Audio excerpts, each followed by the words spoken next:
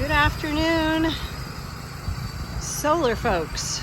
We got Jan with the C1000, our favorite tool, out on a ground mount, 2 panels portrait, down here in San Diego.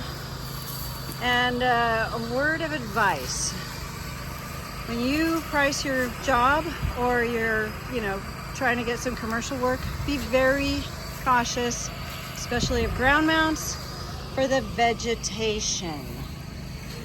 We had nasty vegetation in this array. You can see it back there.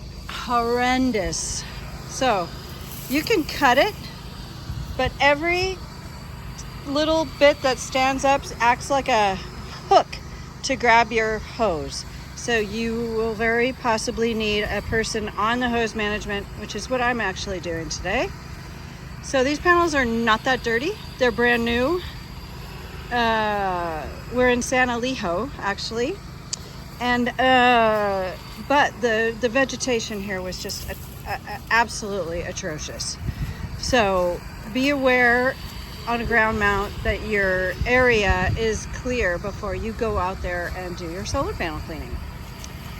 C1000 is doing an awesome job like usual. And that's it. Again, be safe. Always be aware of your surroundings. And the ground mount, watch out for snakes.